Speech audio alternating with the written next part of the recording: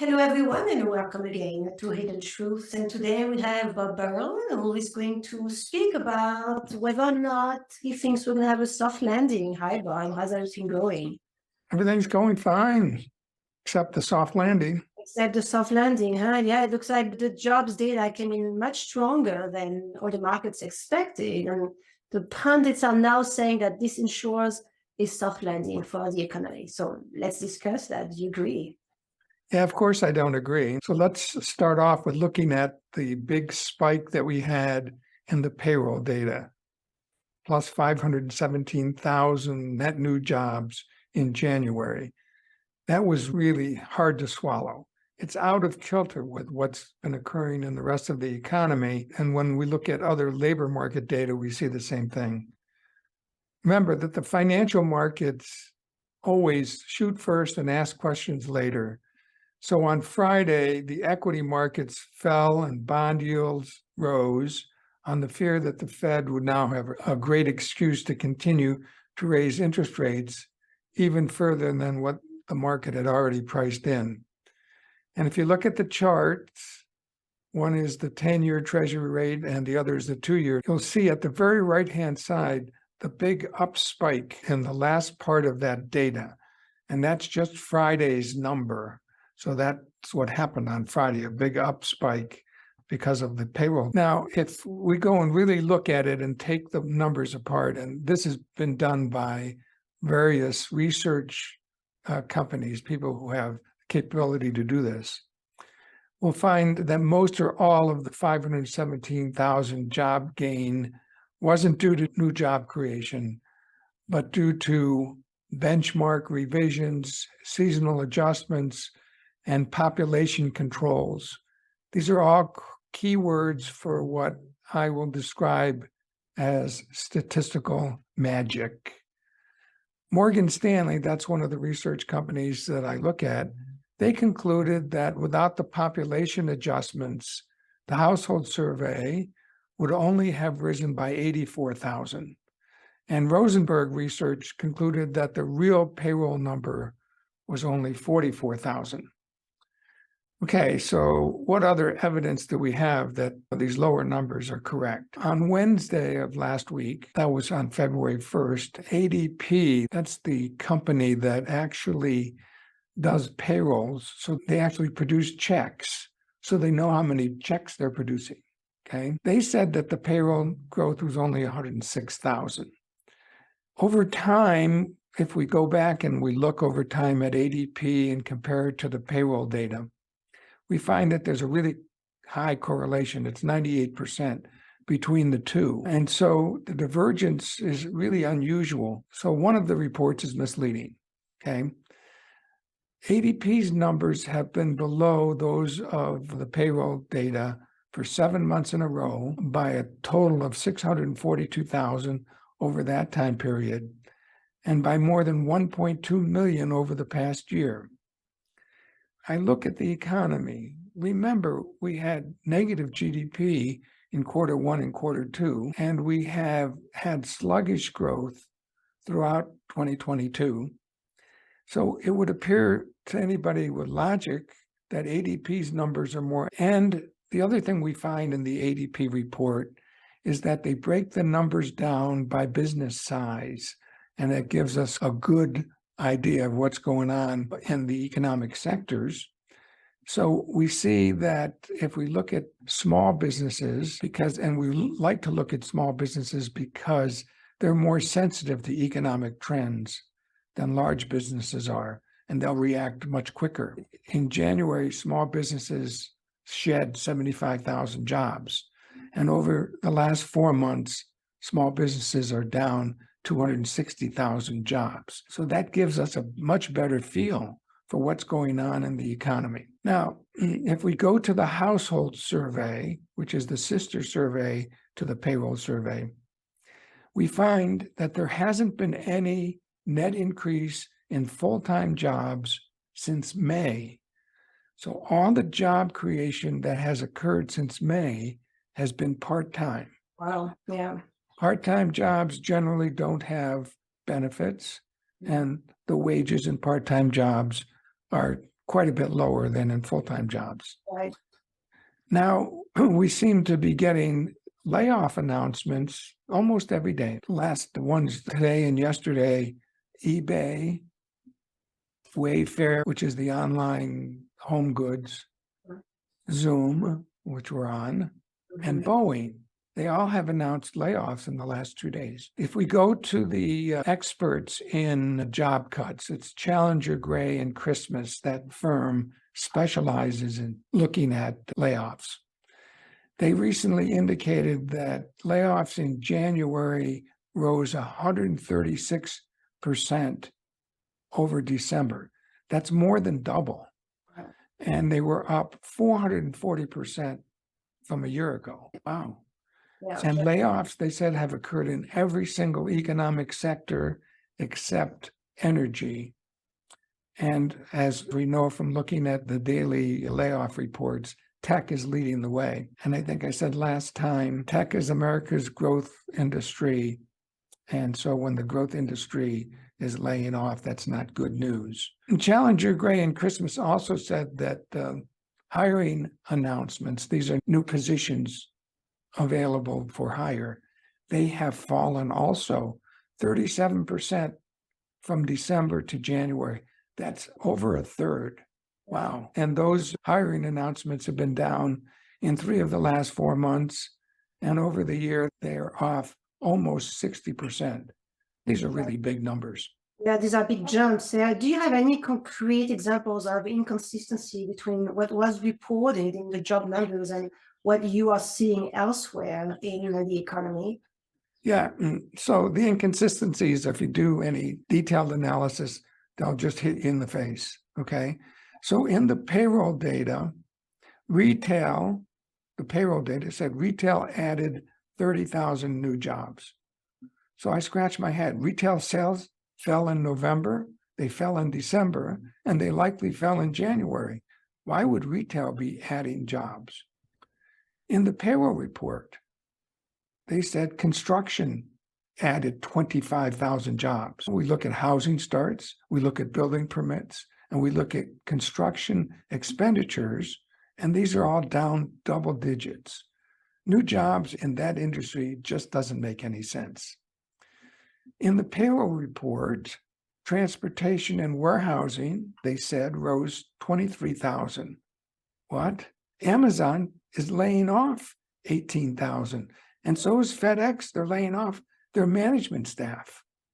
Again, the payroll report is at odds with what we really see going on. Manufacturing, they said, rose 19,000. Every single regional Fed survey showed weakening manufacturing, and the industrial production index has been negative for 3 of the last 4 months. Yeah. So why in the world would manufacturing be hiring? Now, this is a number that will shock everyone. On a seasonally adjusted basis, as we heard, the payrolls were up 571,000. If you go look at the raw data, this is the not seasonally adjusted data, payrolls were down 2.5 million. So how does one go from a negative 2.5 million in the actual count to plus 517,000? It's the magic of seasonal adjustment. Mm-hmm. We're now also seeing significant increases in those folks who are on the unemployment rolls. Those who have received unemployment benefits for more than 1 week were up 52,000 in the week ended January 21st. That's the last data that we had. We expect that we'll see this number continue to rise over the next few months. The other big economic news last week was that the Fed raised interest rates by 25 basis points, right? Their statement said that they're going to raise rates multiple times this year, 2023. And markets had priced in only 1 more rate hike in March. Can you shed some light on this, Bob? Yes, the Fed, as expected, raised 25 basis points, as you said, and the range is now 4.5 to 4.75 for what is known as the federal funds rate. This is the rate that they control, and it is the rate that banks have to pay for reserves, if the banks need reserves. Prior to the meeting, the financial markets had assumed that since inflation was coming down and the economy was getting weaker, that the Fed would only have one more rate hike in mid-March. So when the payroll report came out, it was after the Fed's meeting, but I think that the Fed had the payroll report before their meeting. Mm, And in their written statement, the Fed said they intended to raise rates over the next several meetings, not just at the next one. So that kind of threw cold water on what the market expected. yeah, I can see that. Yeah. During the press conference, Powell appeared much less hawkish than he had been or that the markets expected. And again, I think that's because he had seen the payroll data beforehand. And in fact, he even talked about how the rate of inflation had started to come down. And he even said that we would soon be seeing the CPI releases show that even the rental rates had been coming down. And we know that the rental rates in the CPI are lagging like 6 to 9 months behind. So that was really bullish for the markets because, hey, Powell is seeing that inflation's coming down. Not quite, because what he did was he sorted inflation into 3 different categories. The first category is goods inflation. Okay, now that's very clear from the CPI that the prices of goods had been coming down, and that's because goods had gone up because of the supply chain issues. And now that those are mainly behind us, the prices of goods have come down. So as a result of that, Powell said that's no longer important. I scratch my head. Yeah. Yeah. Housing inflation, okay? Again, he admitted that the government's methodology is 6 to 9 months behind, and that rents have been indeed declining for several months. So he said the CPI will soon reflect the housing disinflation. And in addition, we see the actual home prices, sales prices of homes have been coming down both in the new home area and in the existing home area. Prices have been coming down. So he just sloughed that off as being now irrelevant. Those 2 things that we just talked about, goods inflation and rent inflation, are really important. So that leaves a third category, he said, was services inflation and exclude housing. Okay. And that is still rising. That's because the price of services, as the economy reopened, airplane tickets went up in price, restaurants raised their prices because food inflation is here, etc. Okay, so yes, it is rising, but the rise has declined. It's at a much reduced rate of inflation. But this is the one that the Fed is now concentrating on. It's the only one that's really still rising. So again, I scratch my head and say, despite that inflation is really falling, the Fed is now picking and choosing what it looks like to justify its rate increases. Let's remember that GDP came in at 2.9% for the fourth quarter. And this too reassured Powell that the economy is doing just fine. They're clearly oblivious to the extent of the deceleration that we're seeing in economic activity. So let's go back to 2001, the Greenspan Fed. They cut interest rates by 50 basis points when the ISM Manufacturing New Orders Index had fallen to 42.1. Now, anything under 50 is negative. Over 50 is positive. So it was at 42.1, and that's really quite a low reading. Right. That's what it was in 2001. And they cut rates by 50 basis points because they correctly viewed that a recession was about to begin. Okay, if we look at the chart that I have here, we'll see that that very same indicator is at 42.5 in January. But what did Powell's Fed do? It raised rates. Greenspan's lowered them because a recession was coming. Powell's raised them. Well, the reality is that over the past 3 and 6 months periods, the CPI annualized over those periods is below the rate, the Fed's 2% inflation target. The 3-month rate is at an annual rate of change of 1.82. So that's on the chart that I have there. If that rate of inflation over that 3-month period continues until June, the year-over-year rate is going to be well below 2%. Question is, will the Fed start lowering rates then? I don't know. If this is really about inflation, they would. But if they don't, it means there's a hidden agenda. And some pundits say that the Fed is really trying to wean the markets away from what is known as the Fed put, in quotes, the Fed put. Right. And the Fed put is where the Fed always comes to the rescue of the financial markets when the prices of financial assets fall. So if that's correct, then the Fed will not lower when the inflation rate gets to under 2%.